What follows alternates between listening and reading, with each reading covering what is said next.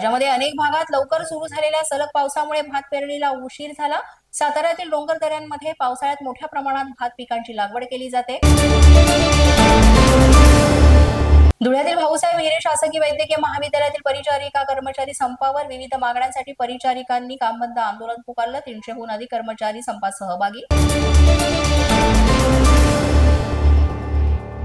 छत्रपती संभाजीनगरातील शासकीय रुग्णालयातील नर्सेसचं कामबंद आंदोलन। पगारवाढीसह कंत्राटी भरती रद्द करण्यासाठी निदर्शन सुरू करण्यात आली आहे। यासाठी सरकार विरोधात घोषणाबाजी करत आंदोलन करण्यात आलंय।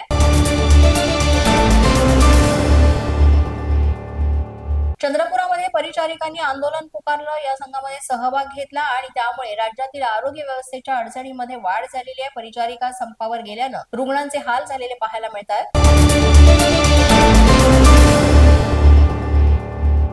राजापूर तालुक्यातील तारळ गावात गेल्या काही दिवसांपासून पिण्याच्या पाण्याची बोंब। भर पावसातही नळाला पाणी येत नसल्यानं संतप्त ग्रामस्थांनी थेट ग्रामपंचायतीला टाळं ठोकण्याचा दिला इशारा।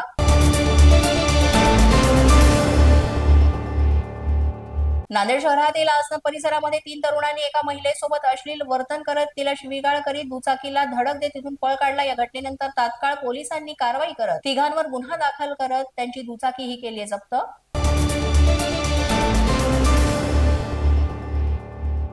वर्ध्यातील पुलगाव नगर परिषदेमध्ये एका स्वच्छता विभागातील सफाई कर्मचाऱ्याला शिक्षकाची जबाबदारी दिलेली आहे। धक्कादायक प्रकार उघडकीस आलाय। सफाई कर्मचाऱ्याच्या पदोन्नतीचं पत्र व्हायरल झाल्यानं संपूर्ण भोंगळ कारभार उघडकीस आला।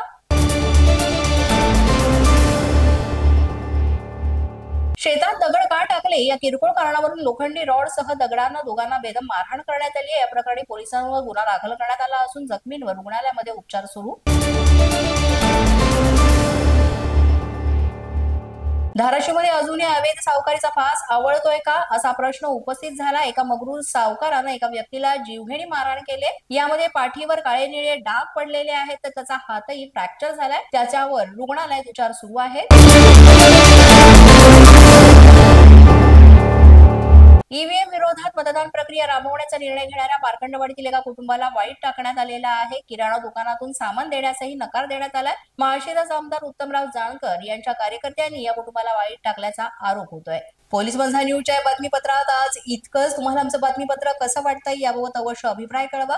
यासाठी पोलीस माझा न्यूजचं YouTube चॅनल सबस्क्राईब करा। तसंच आमचं फेसबुक, इंस्टाग्राम आणि ट्विटर अकाउंट फॉलो करा। अधिक माहितीसाठी आमच्या www.policemazhanews.com या वेबसाईटला भेट द्या। आमचे अधिकृत प्रतिनिधी व्हायचे असेल तर स्क्रीनवर दिलेल्या क्रमांकांवर आजच संपर्क साधा। आजच्या बातमीपत्रात इतकंच। पुन्हा भेटूया पुढील बातमीपत्रात। तोपर्यंत पाहत रहा पोलीस माझा न्यूज।